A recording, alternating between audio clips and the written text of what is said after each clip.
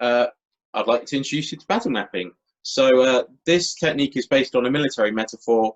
It's something that I picked up from Jeff Watts on my ACSM, and it's something that I've kind of fallen in love with as soon as I kind of saw it. So battle mapping helps you visualize the environment that you find yourself in. It helps you kind of look at and understand the stakeholder allegiances between people within your company, and also helps you plan your next action. So I've used this with my POs, and some of my stakeholders to help them kind of visualize what they're trying to achieve in their area, what their vision is, what their product vision is, and it also, and again, it helps them kind of go, oh yes, I can see what I need to do next on moving my vision forward. The battle map is ever changing, so this is something that is a living document, so to speak, and it's something that as you make advancements in what you're trying to achieve, what you're trying to do, it will obviously change the landscape that you find yourself in.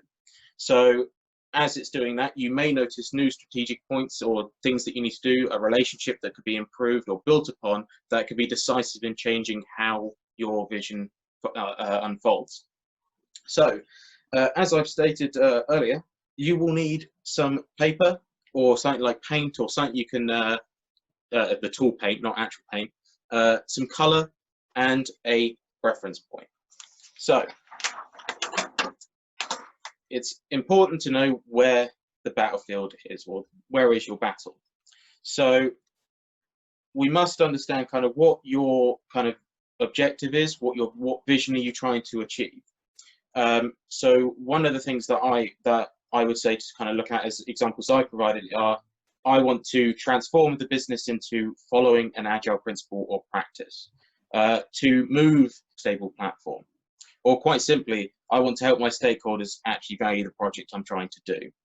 So using this reference point, I would like you to now think about kind of where your battle could be. What are you trying to achieve at work? What are you trying to get done? And I would like to break for 2 minutes while you have a little ponder. Also, feel free to ask me questions at this point.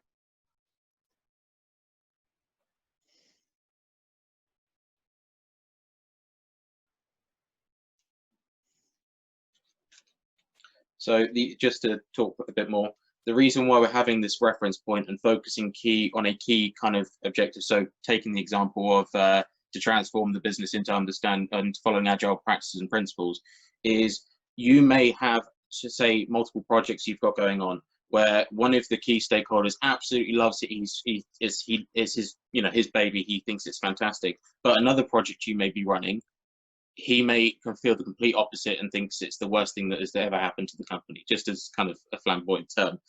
But the reason we're focusing on a sole kind of objective, if it is within your team or something, it just means that you can have clear understanding of where people sit within it.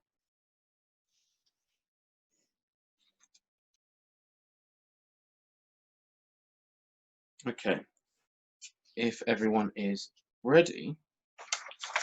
So now that we have a reference point, we're now going to draw out your map. So now that we know that what we're fighting for, so in my case, it is to transform the department into following agile practices and principles. You know, everyone's really excited about that. It's now looking at a hierarchical version of this.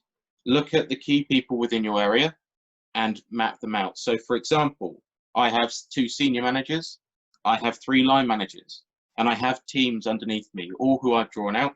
You can put them by name, you can put them by job title, whatever is best for you. Now, the reason why we're kind of building out in a hierarchical approach is just simpler to view. If you've got a better version of doing this, if you've got a different way of drawing out, share with me. I'd love to know what you've done. And also remember to put in your influencers. So these are people who sit outside of your sphere of influence of this area, but actually influence it. Their decisions, they may be good or bad for you, but they need to be somewhere on your map. And what I'd like you to do now, using your lovely pens and paper, is just draw circles of who they are.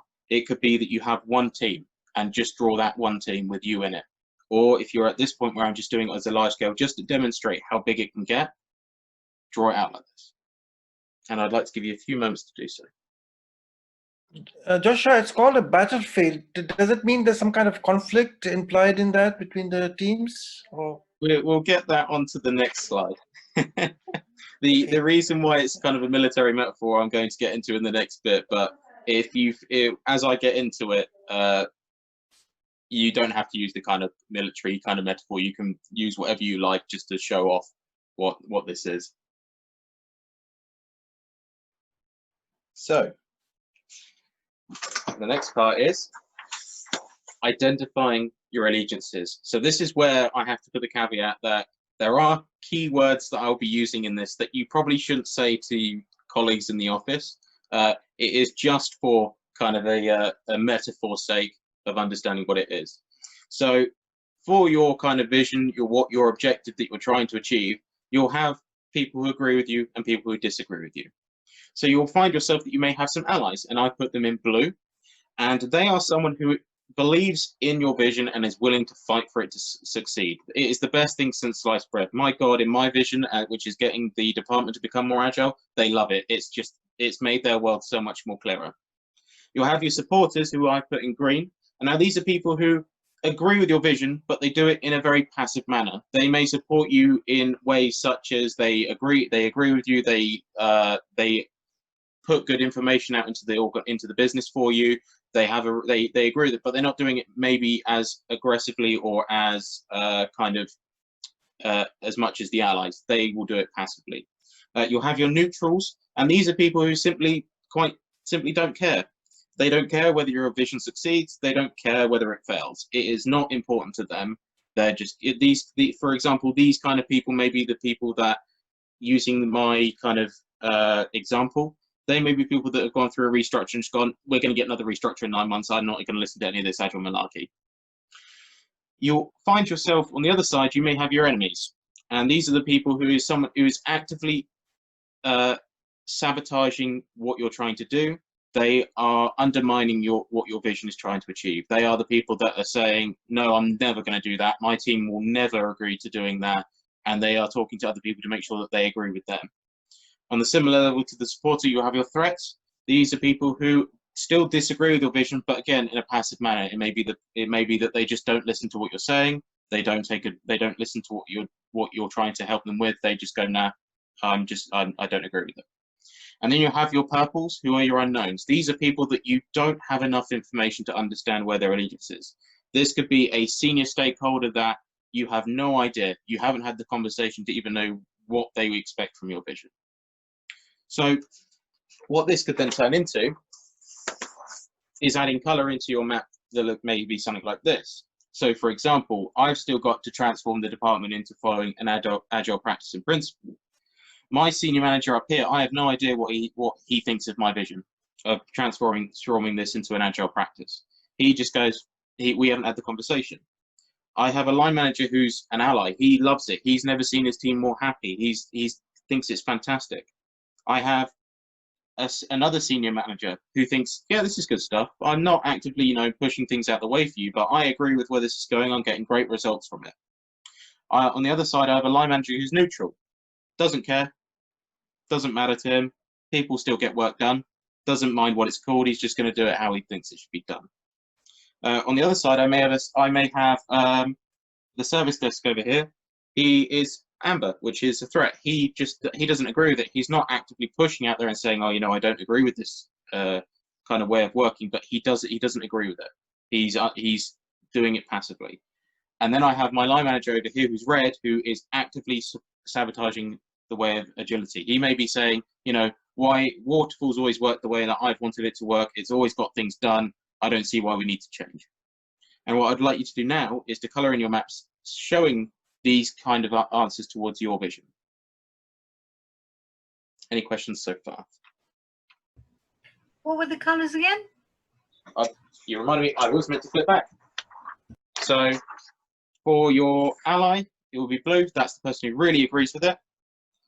Your supporter is someone who's passively supporting you. He'll be green. Your neutral will be black. They're just there. They're going, yeah, don't really mind. You'll have your enemy in red. They're the person actively sabotaging you, actively calling you out in meetings, for example, whatever. Your threats are in orange, the ones who, like the supporters, are doing in a passive manner. And then you have your unknowns, the purples, the people you don't know anything about, and maybe someone you want to have a conversation with.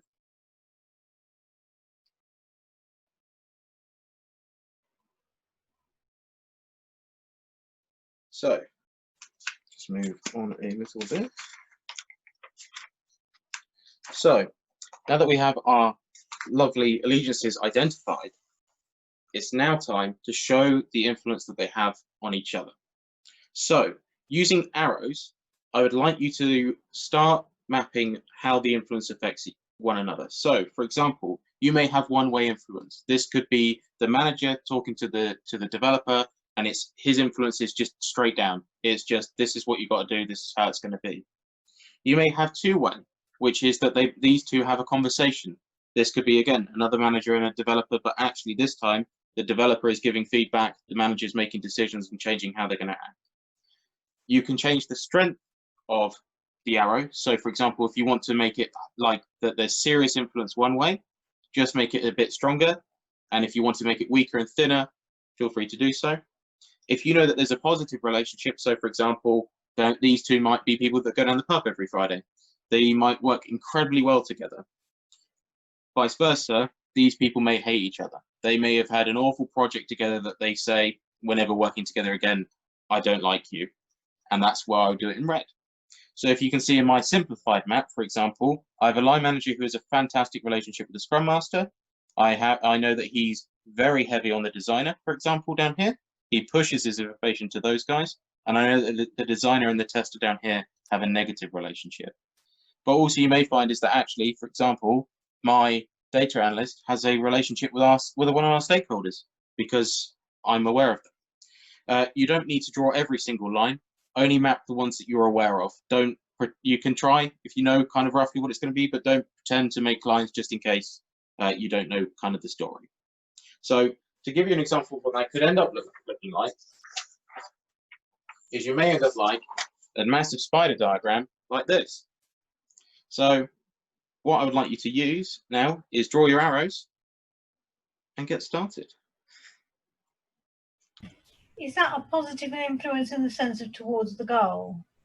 Yes. So, for example, the way that I've kind of mapped it really is that I know that there's a relationship. So if I take, for example, this line manager here, he has positive relationships with the line manager over here. It may not necessarily actually be towards the goal, but if I know that they've got more of a positive relationship, or I know that there's influence along here, I can use that to then understand what's going on. So it is, but it's more about if you know that there's someone who agrees with your vision over here, it helps you then go, yes, this relationship here, and it helps you then visualize, actually, should I be having a conversation with this person or a conversation with this person? Does that make sense? I think so. So if I talk through my map in that sense, so for example, my senior manager up here has a strong influence over this line manager here. And this line manager has another strong relationship onto this product owner. This line manager and this line manager have a great working relationship. This line manager and the head of the stakeholder in the sales team has a good relationship here. But I also know that he has an awful relationship with a stakeholder down here.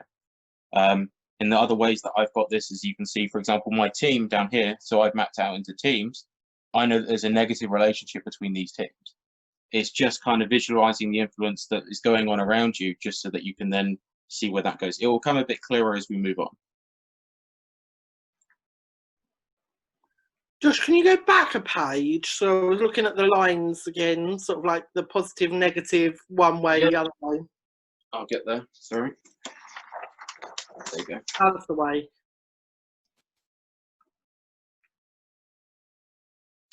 I just got messaged privately saying that the meeting. So Tiny bit of feedback if you run this session again. 4 minutes isn't quite enough, just to say. Okay.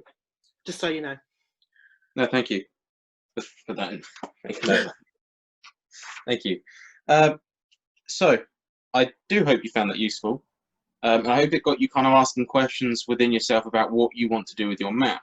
So the final stage that we got here is the tactical and strategic plays. Now, what I mean by that is what short-term localized thing can you do within your environment, which is a tactical one, and what long-term kind of map-wide changes can you make, which will be your strategic ones. So what I would do from how I've done this is I use blue just because it shows up on, I don't know if it shows up on the screen very well, but for example, a tactical play that I've suggested is there anyone I can support here? Now these two are my product owner and my scrum master, and they're neutral and supporter, whereas I would expect that someone in that kind of role would be probably very excited to be working in an agile environment and building that kind of way of working. And I've said that's a tactical play because I would go and have a conversation with them. And it might turn out that they've been people who've been just rolled into these roles. I was a project manager, now I'm a product owner. I don't really know what the difference is. I've had no formal training. By doing that tactical, short-term, localized kind of approach, I may find out more information that will change the scope of my battle map. And as I said before, as it's ever evolving and may last for months, this information may change these people. So you may decide, for example, to then go, I'm going to have a one-to-one coaching conversation with them, or I might introduce them to more agile topics. And suddenly you change that person from neutral to a supporter, and maybe even to an ally. Another example of that could be, how can I use the influence that this line manager, who seems to have fantastic influence to everyone, how can I understand where his network, and can I change his viewpoint from neutral to supporter? Because if I've got a supporter with a network that goes both up and down the organization in my department, he could be a very good ally in helping me make sure that the business and the teams adopt more agile focuses. Now, when it comes to strategic plays, which is more of a long-term kind of aspect, I'm looking, for example, between the two teams here. These two teams don't work well together. And I need to go and find information to understand why that is. Is it because there's existing relationships that they don't like? Is it, for example, that this could be the digital team and this could be the back-end team, and everyone knows that when the website's trying to deploy quickly and quickly and quickly, and a traditional organization says, no, you're going to deploy every month, you can see where the tension could be. And that would be a massive map-wide change if I can figure out how to make them get along. Similarly, if I've got a line manager who is red, can I understand why he's red? Is it the fact that by doing research that his manager just pushes work on him and expects him to deliver? Is he getting a lot of push from the sales team that he has to deliver as quickly as possible? Is that stressing him out? Is that making his relationships the way that they are? Now, I would like you to spend just a little bit of time looking out at your map and seeing what tactical, short-term, localized changes you can make, or strategic, the big plays that you may take months to lead up to. Just spend some time thinking about that, and if you want to shout them out, feel free.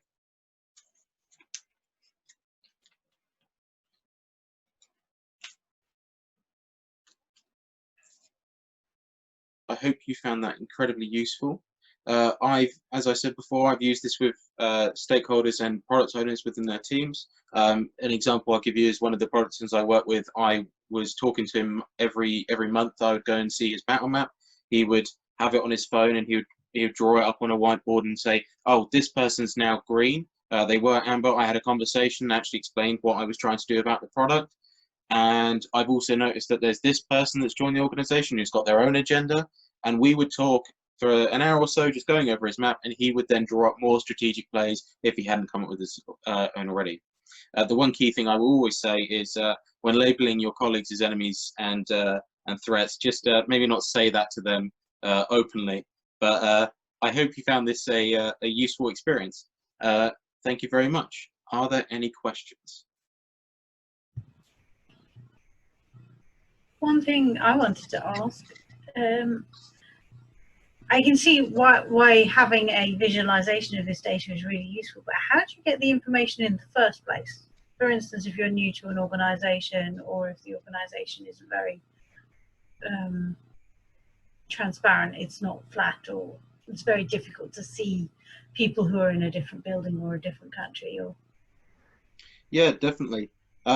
It all depends on what you're kind of trying to target, but answering your question, it's not easy.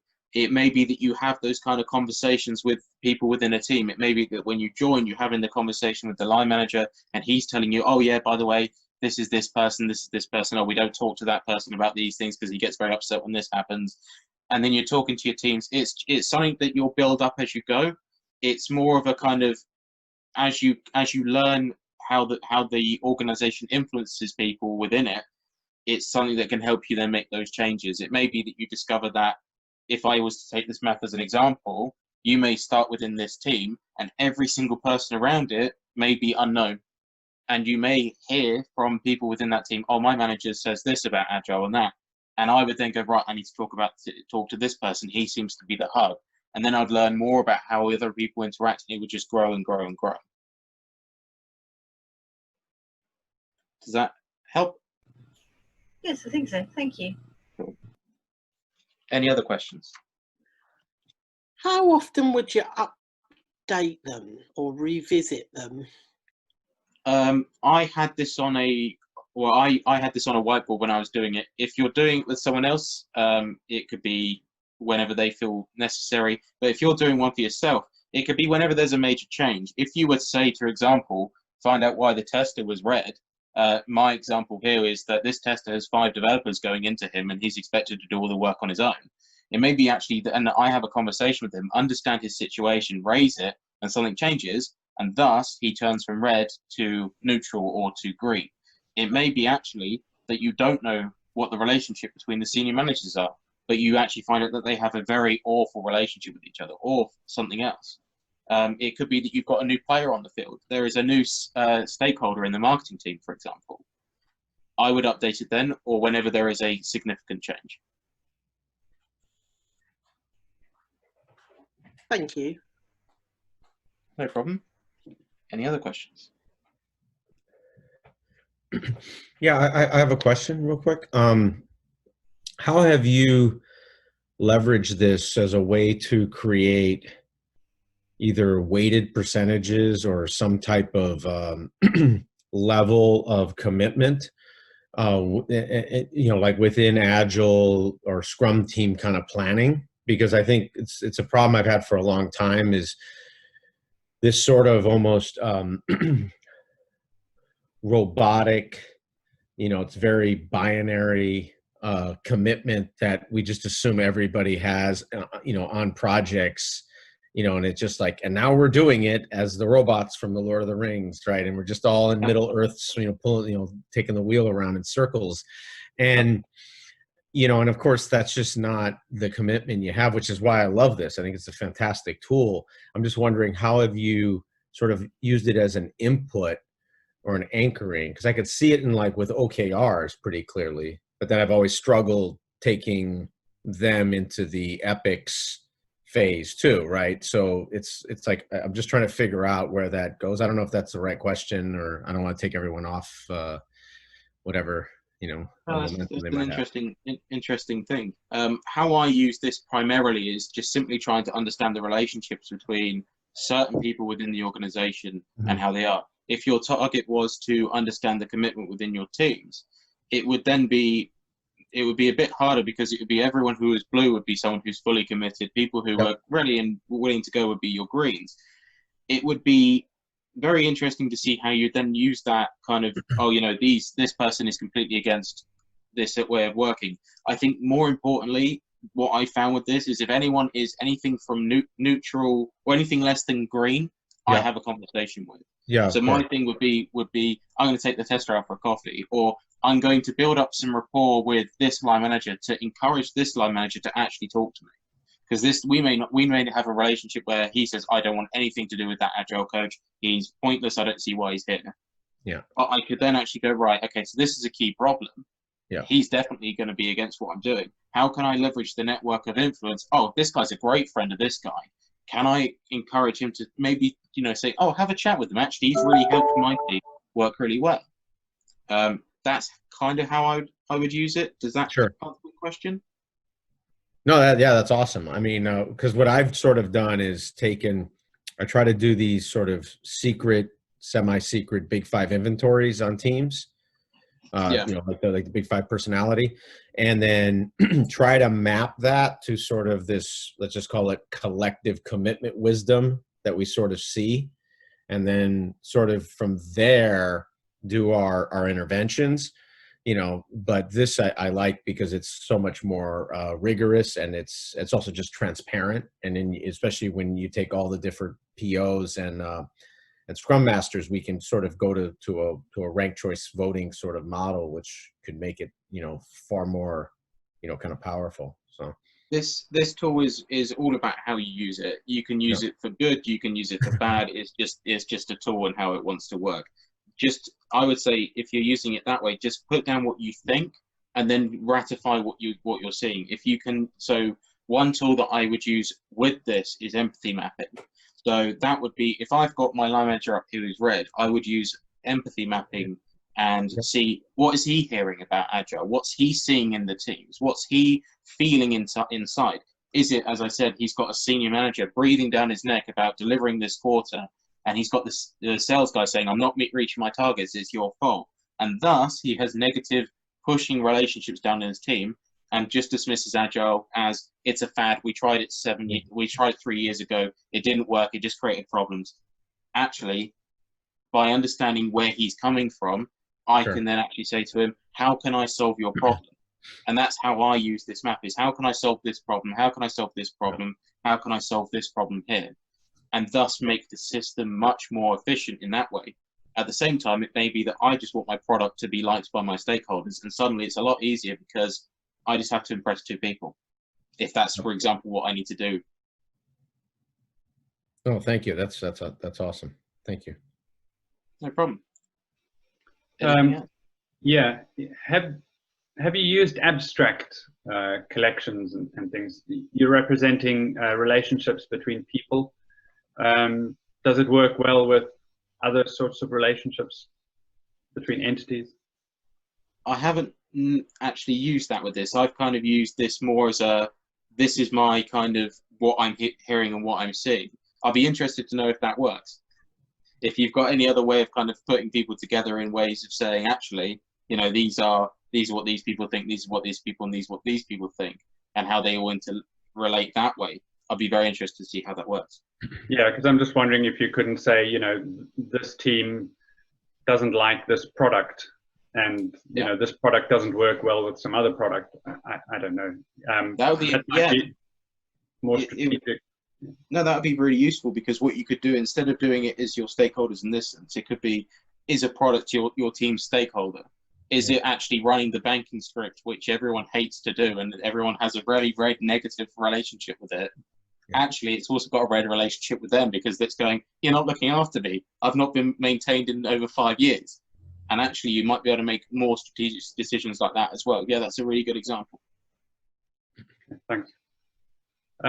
I had one more question, which is, I was actually just trying to knock this up. I didn't manage to get it done because of updates, but I was trying to put this together with Plant UML. I don't know if you've seen it done with Plant UML or tried it yet. I have not. Okay. I'm old school with this. I just use pen and paper. So you use pen and paper and then just take pictures, and then sort of that's it, and you just have the JPEGs and that's it. You put them in a PowerPoint. How I did it with one of the stakeholders at Virgin Media was, he would take the picture. It's his map. We spent 3 hours drawing out what he wanted to achieve, where the people in his network were, how they were all individually affecting his team's like way of working, how people were upsetting other people, etc., etc. He took a picture of it. We wiped the whiteboard off, and he's the only one with a copy, because that's how it kind of needs to be. No, of course. He would then say, right, we're going to have a meeting in a month's time. I'll tell you how far I've got. We would then just spend 5 minutes just writing out what happened. He'd say, oh, by the way, this person's changed to this. Oh, this person's changed to that. And that's how we do it. Yeah, as in, you know, the organizations that I'm sure almost all of us are in, where PowerPoint is, I jokingly call it another global language, like a lingua franca, but not that it's like one I like, but it's just one we're stuck with. Sadly, replacing French, I guess. But do you see? Because I mean, PowerPoint is great-ish, but doing this in such a dynamic way, you could just burn so many hours PowerPoint. Have you seen anybody use tools like Smart Draw or just something else that you find that's easy, cheap, that isn't complicated? You're not installing massive Adobe software or anything like that. Just, what have you found people use? I use Canvas. Okay. Is the one that I use. Canvas is just a silly little free tool that you can get, and you can download the picture straight out of it. One of the things I say is if an online tool will be great because you can just edit it straight there. And if you're going to be, some of the questions asked before is how often would you update it? If you're updating it frequently because you're at this size, then yeah, use Paint, because then, or not Paint, or use Canvas or something like that, or any tool that gives you that freedom to change what's happened, because you may go, this person changed to this color from the meeting I had this morning. I actually found that this person influenced this person because they go for a drink or they go play golf on a Friday. Sure. And then suddenly you can build and add to it and add to it and add to it. Yeah, it's only because if you're working from home, you may have a board that you can just scribble up. No, of course. Yeah, if you're porting it around, yeah, definitely. Any tool that allows you to edit what you've done would be fantastic for it. And you like Canvas for that? Yeah. It's just a tool that I've used for a while for just playing around, and it's free, more importantly. Yeah. No, it's great, because then it's something that you can get anyone else to use too, right? That's always a concern, right? Is moving files, and then once it starts turning into it turns into its own Agile development project, right? Yeah, you can even use Paint. You log onto Paint, you save the image, and then you just update the image by just erasing what was on there, and then drawing a new circle. I call that corporate Etch-a-Sketch, is what I call that. So. Anything simple, that's all it needs to be. Anything that you can put of it, even a text that you can put on what you're going to try and achieve, you can put that on your phone. Just the reference of the map and what you're trying to do is what you need. Yeah.